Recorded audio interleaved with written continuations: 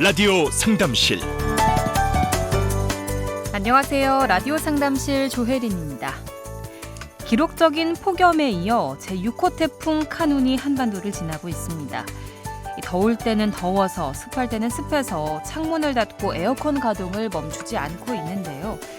그래서인지 안과 밖의 온도차도 심해졌습니다.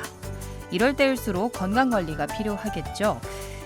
더위에 장시간 노출되면 어떤 위험이 생기는지, 요즘 감기 환자, 독감 환자가 기승을 부리는데 올바른 체온 조절법은 무엇인지, 오늘은 여름철 온열 질환, 열사병과 냉방병에 대해서 자세히 알아봅니다. 라디오 상담실 매달 둘째 주 목요일에 찾아오는 박규리 원장의 우리 동네 한의원, 지리산 쌍계 한의원의 박규리 원장님 나와 계십니다. 원장님 안녕하세요. 네, 안녕하세요. 네, 라디오 상담실은 오늘도 여러분과 함께합니다. 열사병이나 냉방병에 대해서 궁금하신 분, 한의학으로 보는 건강관리에 상담이 필요하신 분들은 순천 전화 750-7000번, 753-9911, 753-9922번으로 전화 주시기 바랍니다.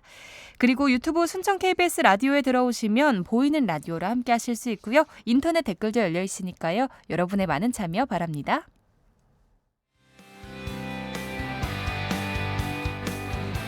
라디오 상담실. 어렵게만 느껴졌던 법률, 의학, 경제, 노무 등 여러 분야를 전문가가 쉽고 친절하게 상담해드립니다. 상담을 원하시는 분들은 순천 전화 750-7000번, 753-9911, 753-9922번으로 바로 전화 주십시오. 유튜브 순천 KBS 라디오를 통해서도 문의하실 수 있습니다. 라디오 상담실은 청취자 여러분의 소중한 참여로 진행됩니다. 라디오 상담실, 오늘은 지리산 쌍계 한의원 박규리 원장님과 함께 열사병과 냉방병에 대해서 이야기 나눠봅니다. 원장님, 어제 오늘은 이 태풍의 영향권 안에 있으면서 기온도 많이 떨어졌지만 태풍이 지나고 나면 또 더워지잖아요. 이 남은 여름은 어떻게 견뎌야 할지 걱정인데요. 오늘 주제가 열사병과 냉방병입니다. 먼저 열사병부터 알아볼 텐데, 열사병이 정확히 어떤 건가요? 네, 열사병은 땀이 나지 않으면서 우리 몸의 온도가 체온이 40도 이상 올라가게 되는 경우에 중추 신경계에 이상이 생겨나면서 실신까지 이르게 되는 그 무서운 병인데요. 지금 벌써 가을이 들어선다는 입추가 지났는데도 아직 한창 무더위는 남아 있습니다. 벼가 익어간다고 하잖아요. 네. 그런데 사람도 똑같이 익어갈 수가 있어요.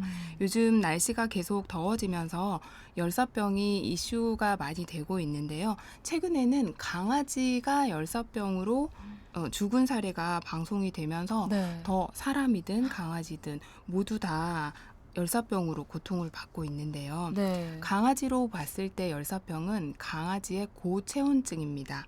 이게 강아지는 털로 뒤덮여 있고 몸에 땀샘이 발바닥에밖에 없어요. 그래서 열을 조절하는 중추가 강아지가 더울 때 헥헥거리면서 혀를 내고 체온을 조절하거나 네. 발바닥으로 땀을 내서 체온을 조절을 하는데요. 고온 다습한 환경에서 체온을 떨어뜨릴 수 없는 상태가 되면 체온이 40도 이상 올라가게 되고 그리고 열사병이라고 진단을 하게 됩니다. 사람도 마찬가지의 환경에서 열사병이 오기가 쉬운데요. 가장 쉬운 예로는 고온 다습한 환경, 비닐하우스 같은 경우겠죠.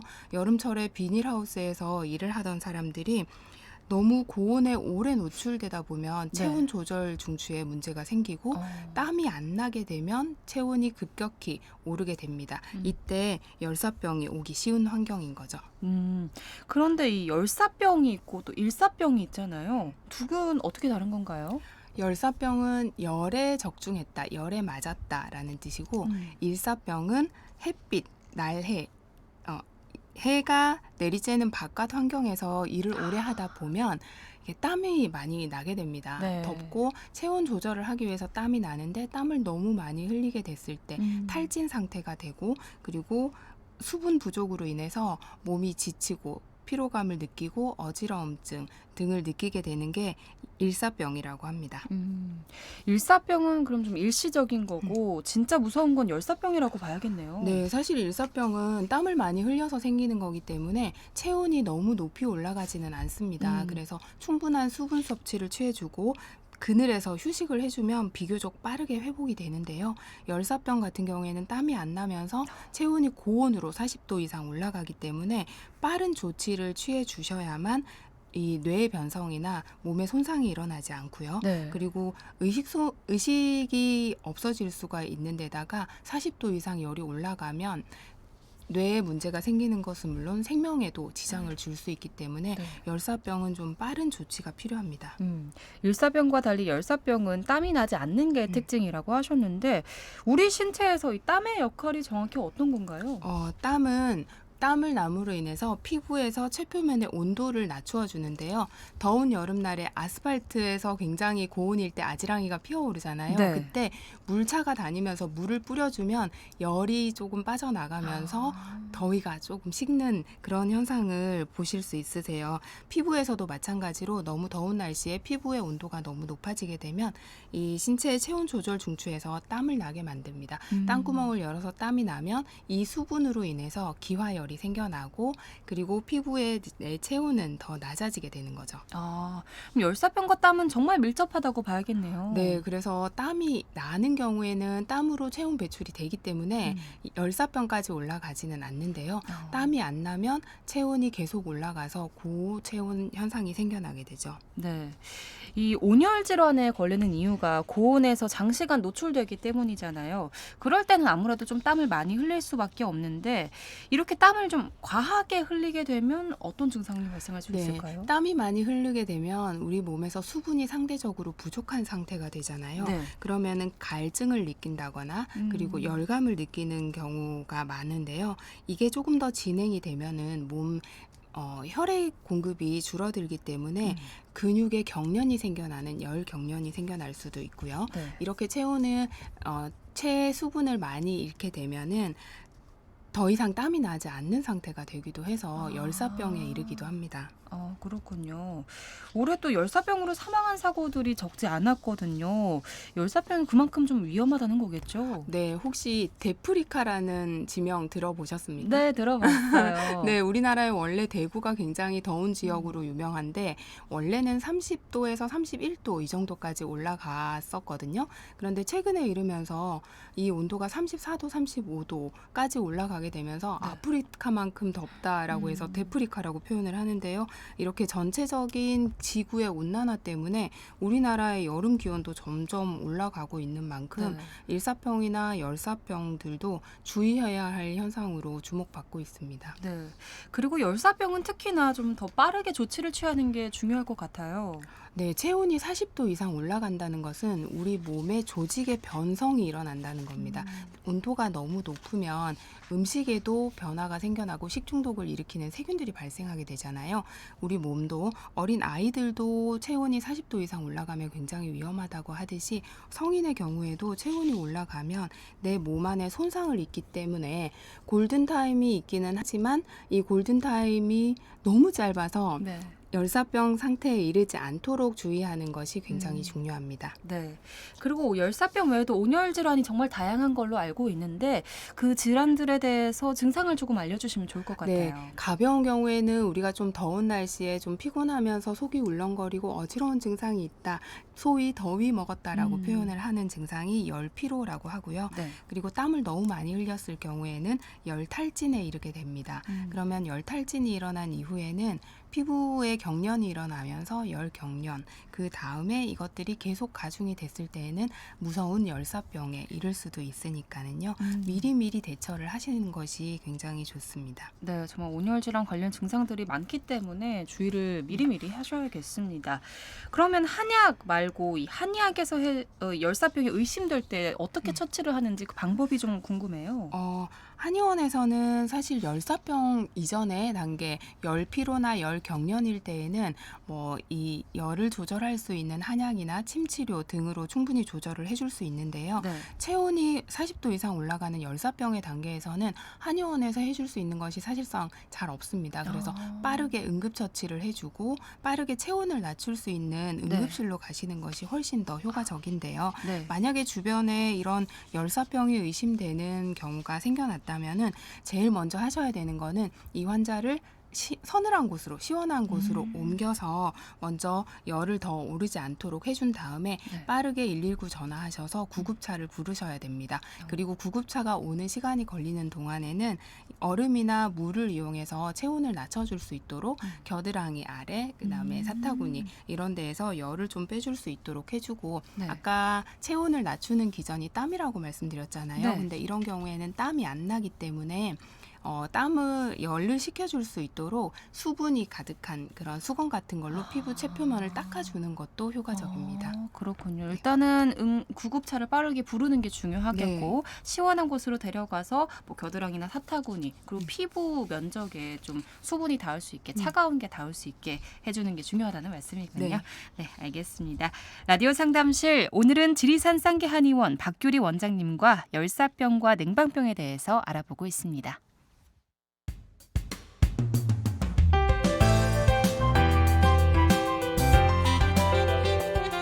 상담은 필요한데 법원이나 병원은 멀게 느껴지고 전문가들 만나기는 어려우셨나요? 라디오 상담실은 법률부터 의학, 경제, 노무 등 각 분야의 전문가와 함께 쉽고 친절한 상담을 진행합니다. 상담 방법이요? 전화 한 통이면 가능합니다. 지금 방송에 나가고 있는 주제에 대해 궁금한 사항이 있으신 분들은 순천 전화 750-7000번 753-9911, 753-9922번으로 전화 주시기 바랍니다. 직접 참여가 가능한 청취자와 가까운 방송. 여기는 KBS 순천방송국 라디오 상담실입니다. 라디오 상담실 오늘은 지리산 쌍계 한의원 박규리 원장님과 함께하고 있습니다. 이번에는 실제 사례를 들어보겠습니다.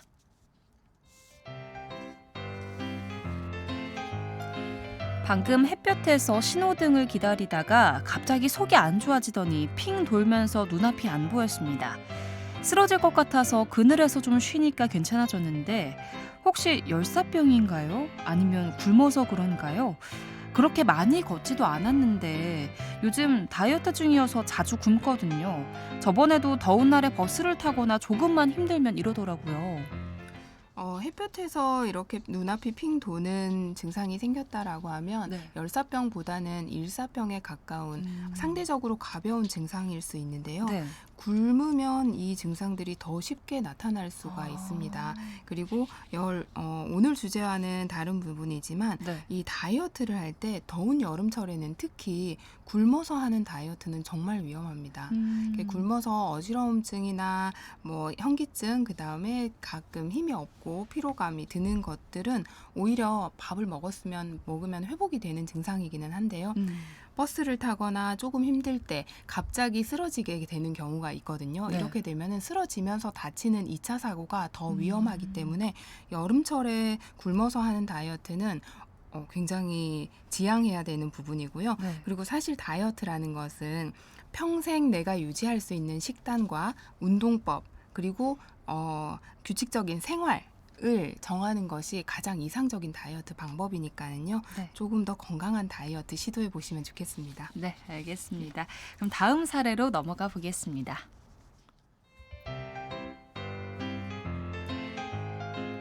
제가 어제 운동을 좀 무리하게 했는데 갑자기 어지럽고 너무 무기력해져서 바로 집에 왔었거든요. 땀은 안 나는데 열이 나기 시작하면서 너무 추워지더라고요. 그래서 겨울 이불을 덮고 잤는데 새벽에 잠깐 깼을 때 코로나에 걸렸을 때처럼 열이 나고 어지럽고 정신이 하나도 없고 시야도 흐릿흐릿했습니다. 이게 열사병인가요? 열사병을 의심해 볼 수 있는 증상인데요. 네. 보통 우리가 열사병이라고 하면 열만 많이 날 거다라고 생각을 하는데 네. 지금 이분처럼 오들오들 추우면서 오한을 심하게 호소하는 경우가 있습니다.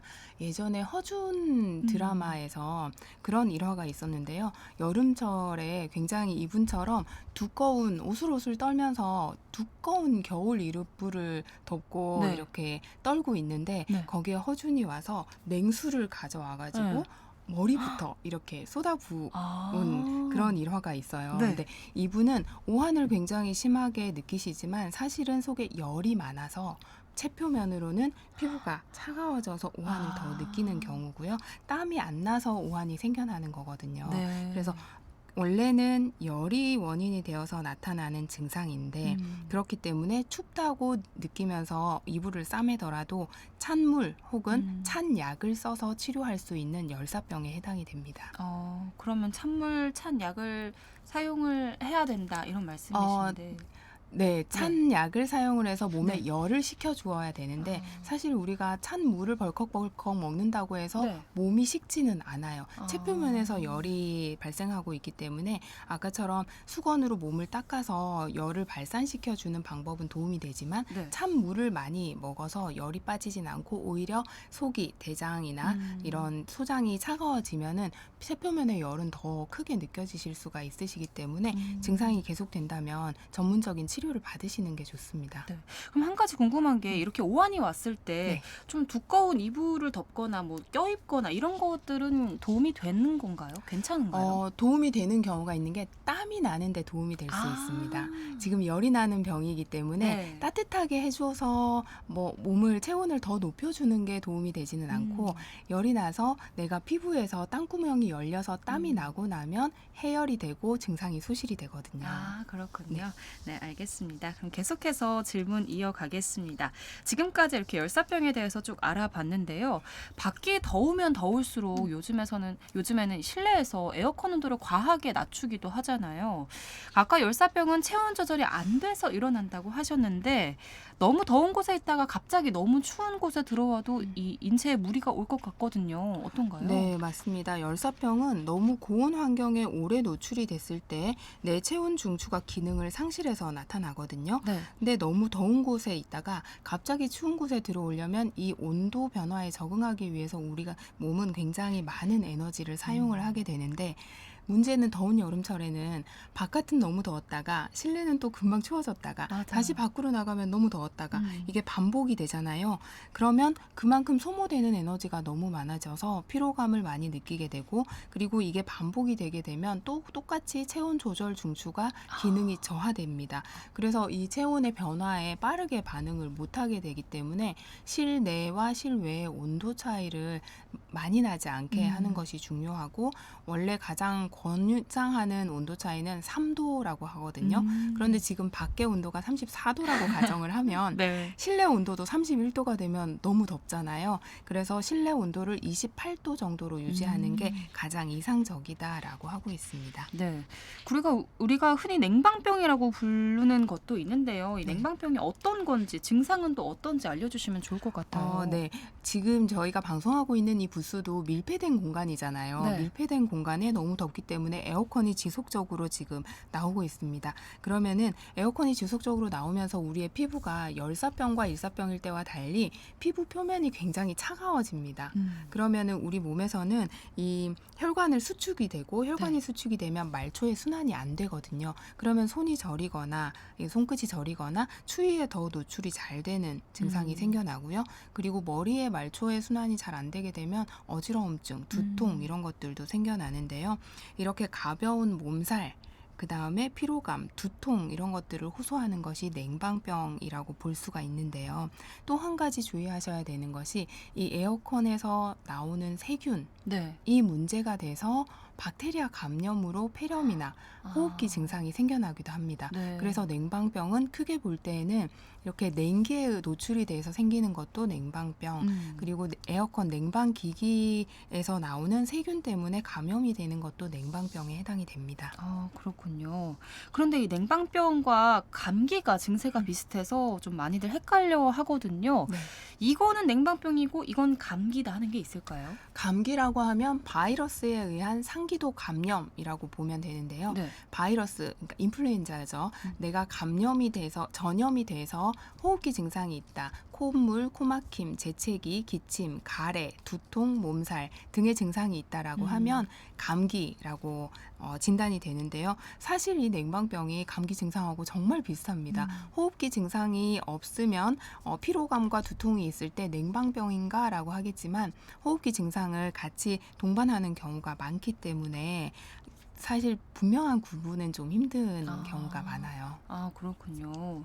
그런데 저희가 지금 뭐 열사병과 냉방병 그리고 일사병 이야기도 나눴지만 이게 병이 아니라 어떤 증상이라고 하던데 아, 맞나요? 네, 이게 질병으로 등재되어 있는 어떤 질병명은 아닙니다. 그래서 우리가 보험 적용을 받거나 사회보험을 받을 때 질병이 아니기 때문에 이 증상으로 보험을 적용받을 수 없는 경우가 많았어요. 그런데 워낙 온도가 높아지면서 열사병, 일사병 그리고 냉방병의 증후가 많아지기 때문에 네. 요즘에는 산재에서도 열사병을 적용을 받을 수 있게 되었고 이 열사병을 목표로 하는 사회보험도 등장을 하고 있더라고요. 그만큼 많아지고 있다라는 뜻이겠죠.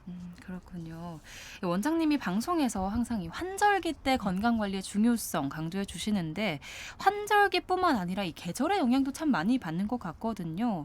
오늘 열사병과 냉방병에 대해서 알아봤는데 이 열사병과 냉방병은 이름 들었을 때는 서로 양 끝에 있는 대척점에 있지만 동시에 좀 연결되는 지점도 있는 것 같아요. 네, 너무 분명하게 여름철에 나타나는 온열 질환이다. 네. 네, 이것이 같은 점이고 원리도 거의 비슷하게 생각을 하시면 됩니다.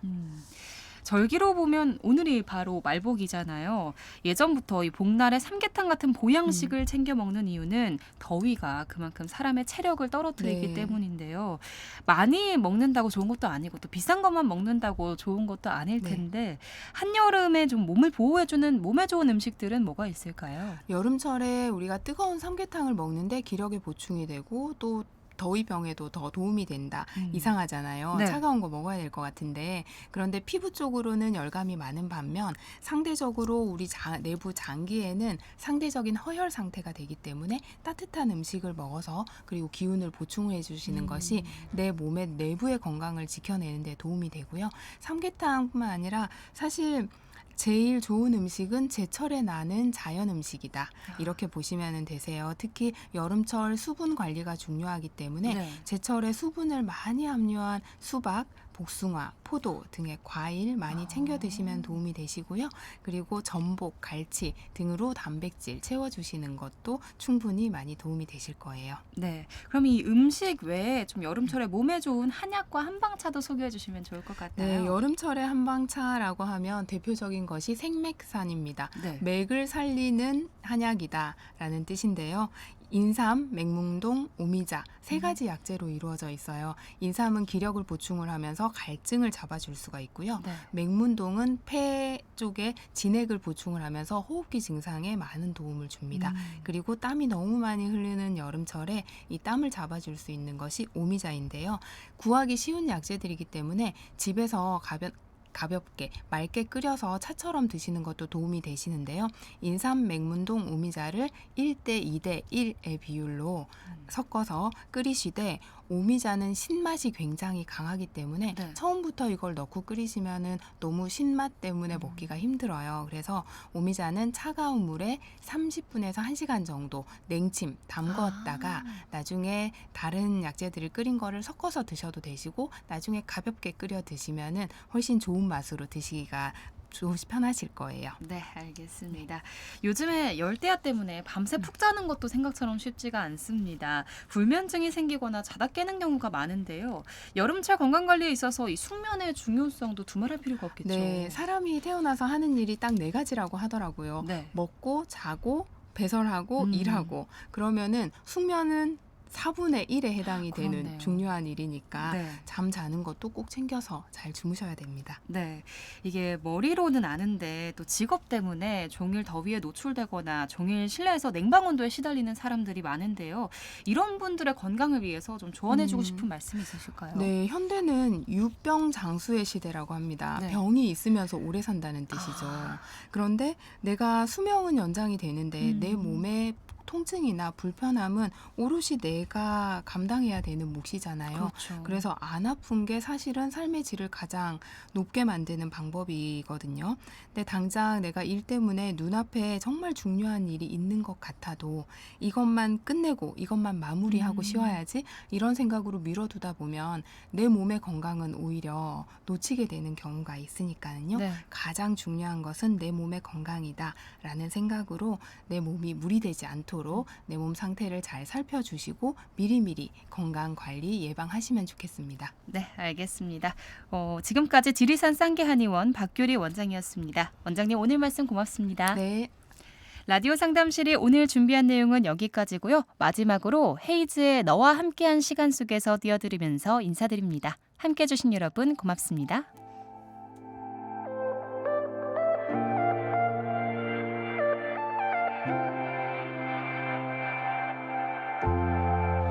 너와 함께한 시간 속에서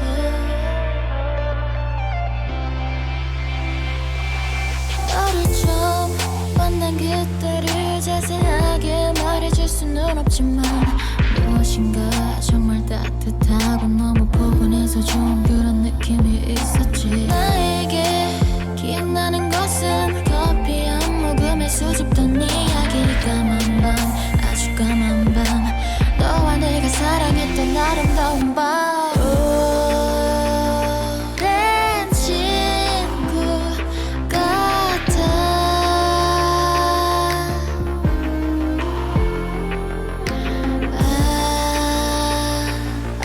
없이 행복해.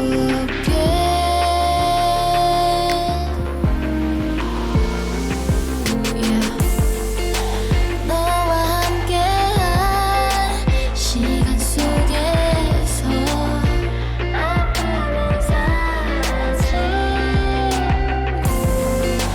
나의 마음이 포근해지네.